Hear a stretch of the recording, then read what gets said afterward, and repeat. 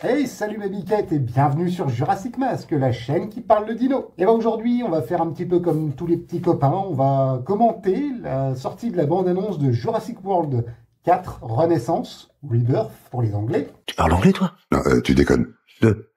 Ah, il faut te choper, hein, toi, parce que parfois, on a des doutes. Et on va voir si le film, pour l'instant, dans les images qu'on nous montre, vaut la peine d'aller le voir. Allez, on attaque tout de suite. Let's go, Marie-Jo, comme dirait le chef. Professeur Henry Loomis. Ah, la belle Scarlett Johansson. Experte de mission. Mais quelle mission? Ce serait une avancée médicale qui pourrait sauver des millions de vies. Elle implique les plus grands dinosaures existants. Ah non, mais regardez ça. Ah, Heureusement pour nous, des titanosaures. Spécimens saurait- Un ptérosaure, pour l'instant on voit pas bien de quoi il s'agit, mais bon, pour ceux qui ont suivi, vous savez déjà qu'il s'agit du Quetzalcoatlus, Plus ou moins. Comment ça, plus ou moins? plus ou moins. C'est lui, là? C'est le meilleur. Pour... Ceci dit, au bout de 6 films Jurassic Park, on se doute bien qu'on ne peut pas tellement assurer la sécurité à 100%. Hein. Il y en a qui ont essayé. Ils ont eu des problèmes, hein. Merci Régis. C'est lui, là? C'est le meilleur. Pour faire entrer et sortir des hommes ou autre chose partout où il faut pas. On remonte vers la Barbade, en évitant les patrouilles. Mais bon, il y en a plus beaucoup. Pourquoi? Ah. Le petit panneau danger 10 000 volts, qui est exactement le même que dans Jurassic Park. Donc il y a fort à parier qu'il s'agit bien d'installation InGen. Donc là, manifestement, il s'agirait d'une nouvelle île. Encore une île, mais avec un climat légèrement différent. Faut être débile pour se risquer là-bas. Cette île était le centre de recherche du premier Jurassic. Ah, un raptor à deux têtes. Une espèce d'embryon dégueu là dans son tube. On a besoin de l'ADN des 3 plus gros dinosaures. On est forcé de le prélever sur un œuf? On pourrait essayer sur les parents, mais ce sont des carnivores volants de la taille d'un F-16. Ah, la bonne référence américaine. De la taille d'un F-16. Et c'est un avion de chasse américain. Si vous pouviez faire vite.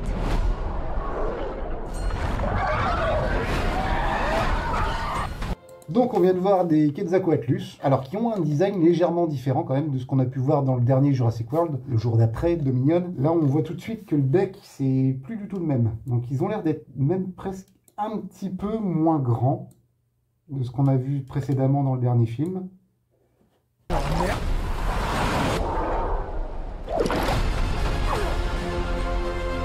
Ah c'est magnifique le décor. Ah, le petit gimmick de la torche rouge. Ah, des vélociraptors, des raptors en tout cas. Oula, grosse patte. On t'était laissé ici. Avant d'aller plus loin, on sait que le film est réalisé par Gareth Edwards. Gareth Edwards qui a réalisé le premier Godzilla en 2014, hein, la nouvelle mouture. Et là, sur les images qu'on vient de voir, on le remet dessus.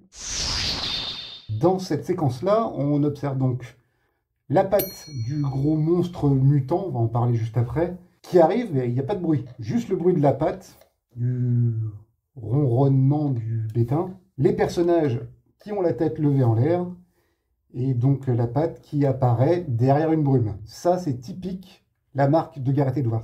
Il nous avait fait la même chose quand Godzilla apparaît pour la première fois sur l'aéroport, à Hawaï. Je crois que c'était à Hawaï. Enfin bref. On suivait l'action avec les mutos qui étaient en train de foutre un peu le bordel sur l'aéroport. Et là, d'un seul coup, ce n'est pas la caméra qui a tourné vers Godzilla, c'est Godzilla qui s'impose dans le plan, sans un bruit, juste avec sa patte qui vient écraser le sol devant une grande baie vitrée de l'aéroport. Et la caméra remonte petit à petit pour laisser découvrir le Titan.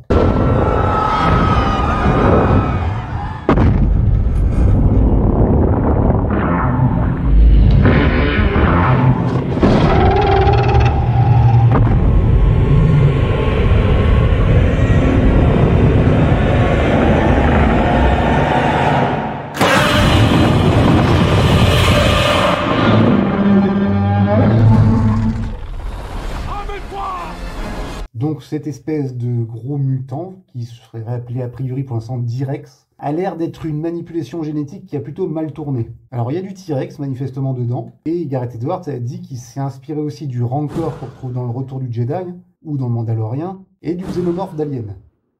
Elle va faire cauchemarder les parents. Que des créatures parfaitement sympathiques.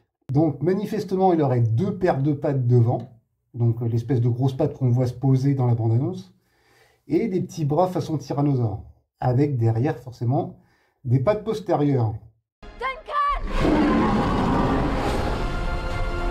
Alors ça va être très vite, mais si on fait un arrêt sur image, le plan de la Jeep qui vient passer à travers la barrière a l'air d'avoir les mêmes couleurs que les Jeeps de Jurassic Park. Ah, un Dilophosaure. Sur cette île. Alors oui, là, Gareth Edwards nous promettait une scène iconique du roman de Jurassic Park, premier du nom, qu'il allait mettre dans le film là, parce que Spielberg n'avait pas pu le faire. Il avait dit qu'il avait déjà assez donné avec les animatronics Hello, avec les Dents de la Mer, avec qui il a bien galéré avec son requin Bruce. L'avantage de la CGI, c'est qu'il y a moins d'animatroniques. Donc nous allons avoir une scène qui va rappeler, en tout cas faire un clin d'œil au roman, avec le tyrannosaure qui attaquerait au niveau d'une rivière, donc qui serait immergé. Nos vies ne tiennent qu'à un fil. Oh là! Alors là, nous avons 3 spinosaures qui ont tous des patterns un peu différents si on regarde leur nageoire dorsale. Et juste en bas de l'écran, si vous regardez bien, vous voyez le mosasaure qui ressemble à une énorme baleine qui rôde donc tous les 4 autour du bateau. Ils aident le mosasaure. Ils défendent le territoire, ils traquent, ils chassent. J'aime pas trop ce que je viens d'entendre. Alors, ils aident le mosasaure, ils défendent le territoire et ils traquent. Alors, quel territoire? On apprendra à le découvrir. Pourquoi les spinosaures se sont alliés avec les mosasaures? On va le découvrir aussi. Jurassic World Renaissance, pour son titre en français, le 4 juillet au cinéma. Et je vais pas vous faire comme les youtubeurs qui ont l'air de tomber des nues en découvrant que le 4 juillet au cinéma, ça sera un vendredi, puisque je pense que c'est une sortie mondiale. Enfin, j'imagine, ce serait bizarre de nous sortir un film de cette envergure au cinéma un vendredi. Et une chose est sûre, c'est que j'y serai. Alors, que pensez de cette bande-annonce? Écoutez, moi je suis complètement conquis. Il y a du Scarlett Johansson, alors rien à voir avec le côté cradingue de certains shows de la frite. C'est juste que je trouve que c'est une très belle actrice, déjà, et une très bonne actrice, de plus. Donc ça va être nécessaire pour relancer un petit peu, justement, une nouvelle équipe de héros qu'on ne connaissait pas, et ça va faire grandement du bien. Alors j'ai bien évidemment regardé certaines critiques, vous vous doutez. Les gens commencent déjà à râler.